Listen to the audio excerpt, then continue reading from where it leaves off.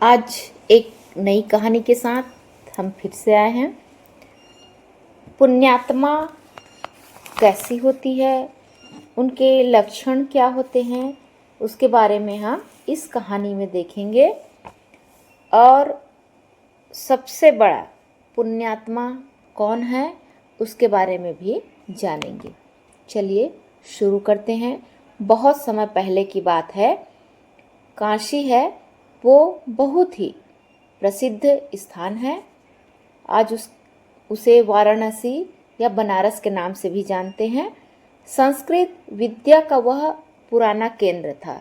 शुरू से ही वहाँ पर संस्कृत भाषा का विद्या अर्जन वहाँ पर किया जाता था।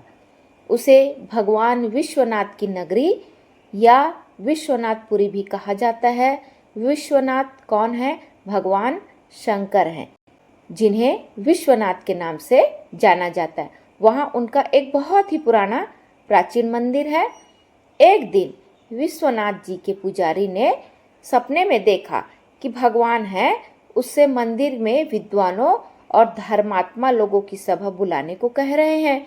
पुजारी ने दूसरे दिन सवेरे से ही सारे नगर में यह घोषणा करवा दी कि यहाँ पर मंदिर में विद्वानों और धर्मात्मा को बुलाया गया है।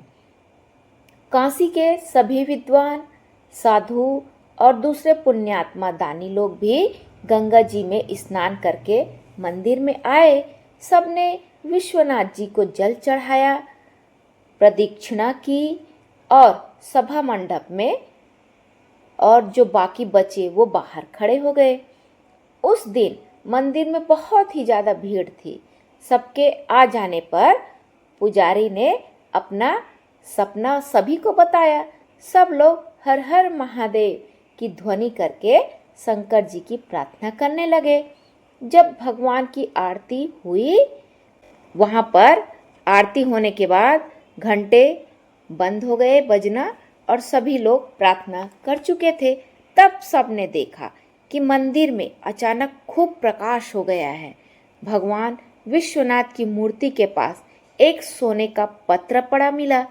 भगवान विश्वनाथ की मूर्ति के पास एक सोने का पत्र है, वो वहाँ पर रखाया था, जिस पर बड़े बड़े रत्न जड़े। उन रत्नों की चमक से ही मंदिर में प्रकाश हो रहा था। पुजारी ने वह रत्न जटित स्वर्ण पत्र उठा लिया और उस पर हीरो के अक्षरों में लिखा था, सबसे बड़े दयालु और पुण्यात्मा के लिए यह विश्वनाथ जी का उपहार है। पुजारी बड़े त्यागी और सच्चे भगवत भक्त थे। उन्होंने वह पत्र उठाकर सबको दिखाया। वे बोले, हर सोमवार को यहाँ विद्वानों की सभा होगी। जो सबसे बड़ा पुण्यात्मा और दयालु अपने को सिद्ध करेगा, उसे यह स्वर्ण पत्र दिया जाएगा। देश में चारों ओर यह समाचार फैल गया। दूर दूर से तपस्वी, त्यागी, व्रत करने वाले, दान करने वाले लोग काशी में आने लगे। एक ब्राह्मण ने कई महीने लगातार चंद्रायण व्रत किया था।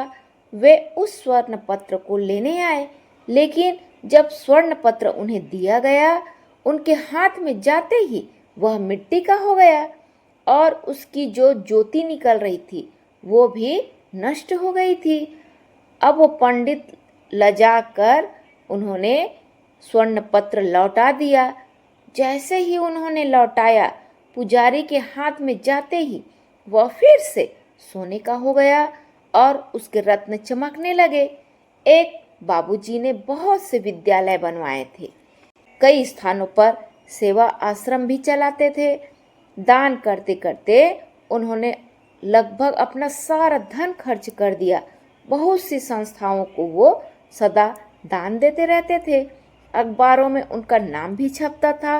वे भी स्वर्ण पत्र लेने आए, लेकिन उनके हाथ में जाकर भी वह फिर से मिट्टी का हो गया। तो पुजारी ने उनसे कहा, आप पद, मान और यश के लालच में दान करते हैं। नाम की इच्छा से होने वाला दान सच्चा दान नहीं होता है। इसी प्रकार बहुत से लोग आए, लेकिन कोई भी स्वर्ण पत्र पा नहीं सका। सबके हाथों में पहुंचकर वह मिट्टी का हो जाता था। कई महीने ऐसे ही बीत गए। बहुत से लोग स्वर्ण पत्र पाने के लालच से भगवान विश्वनाथ मंदिर के पास दान पुण्य करने लगे, लेकिन स्वर्ण पत्र उन्हें भी नहीं मिला। एक दिन एक बूढ़ा किसान भगवान विश्वनाथ के दर्शन करने के लिए आया। वह देहाती किसान था। उसके कपड़े मैले थे और फटे हुए थे। वह केवल विश्वनाथ जी का दर्शन करने आया था। उसके पास कपड़े में बंधा थोड़ा सत्तू और एक फटा कंबल था। मंदिर के पास लोग गरीबों को कपड़े और पूड़ी मिठाई बांट रहे थे, लेकिन एक कोढ़ी है वो मंदिर से दूर पड़ा करहा रहा था। उससे उठा नहीं जाता था। उसके सारे शरीर में घाव ही घाव थे और वह भूखा भी था, लेकिन उसकी ओर कोई देखता तक नहीं था। बूढ़े किसान को कोढ़ी पर दया आ गई। उसने अपना सत्तू उसे खाने को दे दिया और अपना कंबल उसे उड़ा दिया। वहां से वह मंदिर में दर्शन करने आया। मंदिर के पुजारी ने अपना अब एक नियम बना लिया था कि सोमवार को जितने यात्री दर्शन करने आते थे, सबके हाथ में एक बार वह स्वर्ण पत्र रखते थे।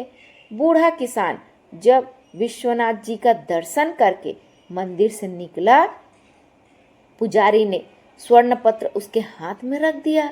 उसके हाथ में जाते ही स्वर्ण पत्र में जड़े रत्न दुगुने प्रकाश से चमकने लगे।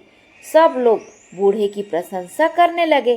पुजारी ने कहा, यह स्वर्ण पत्र तुम्हें विश्वनाथ जी ने दिया है, जो निर्लोभ है, जो दिनों पर दया करता है और जो बिना किसी स्वार्थ के दान करता है और दुखियों की सेवा करता है, वही सबसे बड़ा पुण्यात्मा है।